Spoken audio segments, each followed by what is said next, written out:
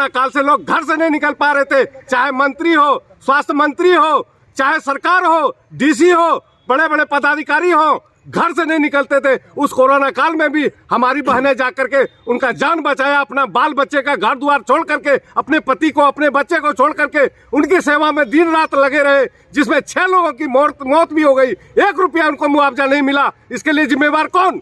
हम लोगों का कोई नहीं, हम लोग का परिवार नहीं, इन लोग का परिवार, हम लोग का परिवार कुत्ता। खुद ही करेगी, उनको करना ही पड़ेगा।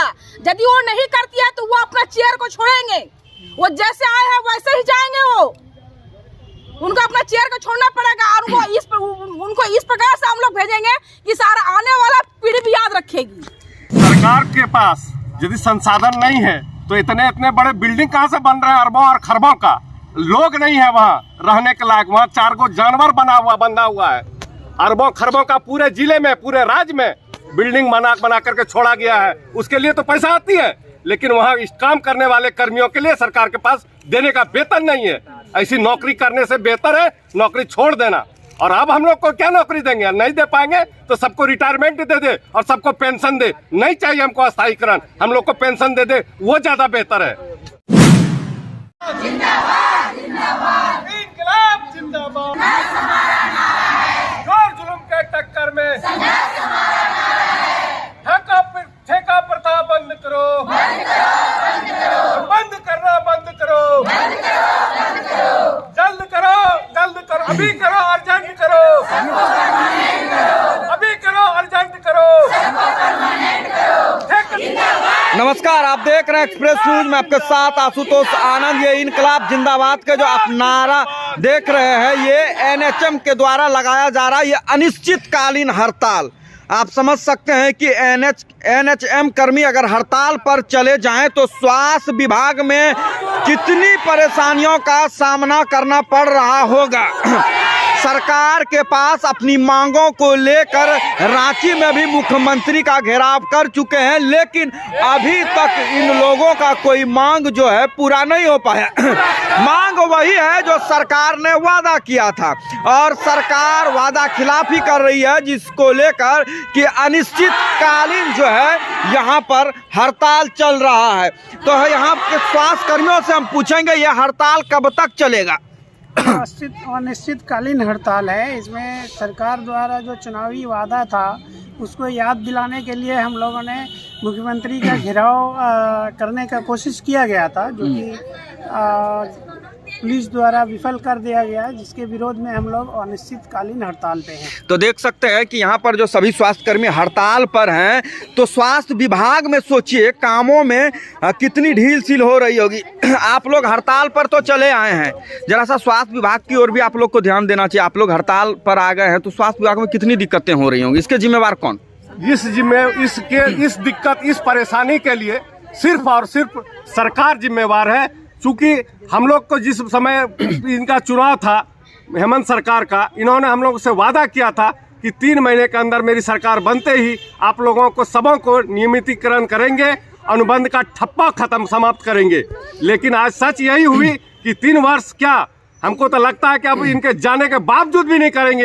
ये हम लोग को बिल्कुल और बिल्कुल बेवकूफ़ बनाया जा रहा है। कभी नहीं करेंगे। यदि करने की मंशा रहती, जिस प्रकार से पुराने लोग ओल्ड पेंशन को लागू किया, उस समय किनकी सहमति थी?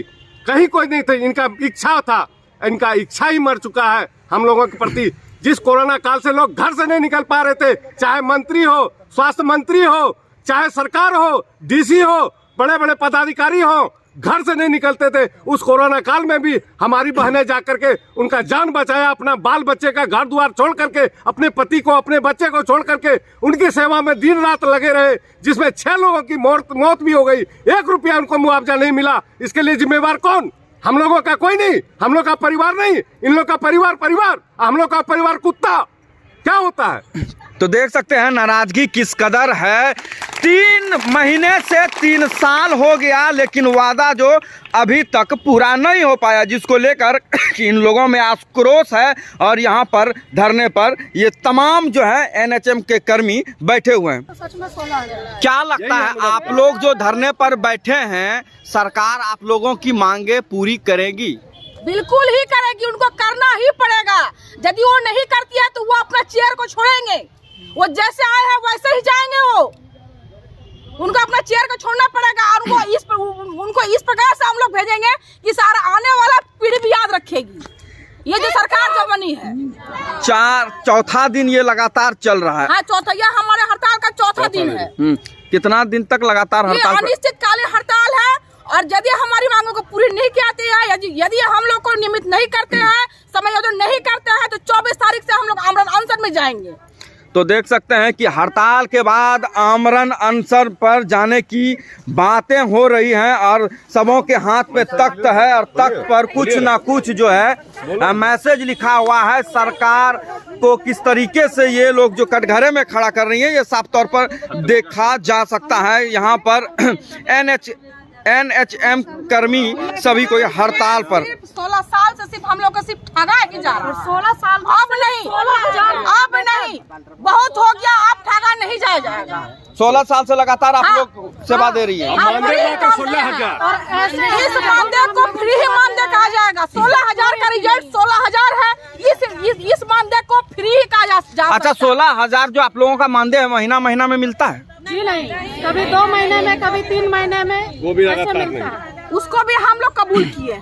तो देखिए ये बड़ी समस्या है। 16,000 मानदेय है, उस पर भी जो है 2 महीने में, 3 महीने में इन लोगों को वेतन मिलता है। तो आप समझ सकते हैं कि कैसे इन लोगों का दिनचर्या चलता होगा, कैसे घर चलता होगा। और उसके बावजूद भी जो वादा किया था वो अभी तक निभाया नहीं गया है। एक गाना था जो हमें याद है, जो वादा किया सो निभाना पड़ेगा। तो इन लोगों के साथ ऐसा कुछ नहीं हो रहा। ये वादा जो है नहीं निभाया जा रहा है, जिसको लेकर कि NHM कर्मियों में खासा नाराजगी है।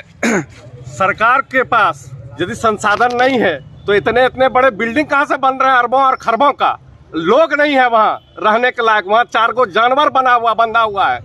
अरबों खरबों का पूरे जिले में, पूरे राज्य में बिल्डिंग बना करके छोड़ा गया है। उसके लिए तो पैसा आती है, लेकिन वहाँ इस काम करने वाले कर्मियों के लिए सरकार के पास देने का वेतन नहीं है। ऐसी नौकरी करने से बेहतर है नौकरी छोड़ देना। और अब हम लोग को क्या नौकरी देंगे? नहीं दे पाएंगे तो सबको रिटायरमेंट दे और सबको पेंशन दे। नहीं चाहिए हमको अस्थायीकरण, हम लोग को पेंशन दे, वो ज्यादा बेहतर है।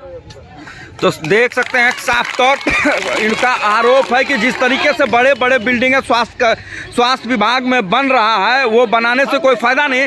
और सचमुच में जिस तरीके से लगातार बिल्डिंगों पर बिल्डिंग बन रहा है, ना डॉक्टर है ना स्वास्थ्य कर्मी है, और ऐसे जगहों पर बिल्डिंग बनाने का कोई तुक नहीं है। तो बने रहे हमारे साथ। हम लोग का बनवा मंजूर बना कर रखा हुआ है, हम लोगों को सरकार बनवा मंजूर बना कर रखा है।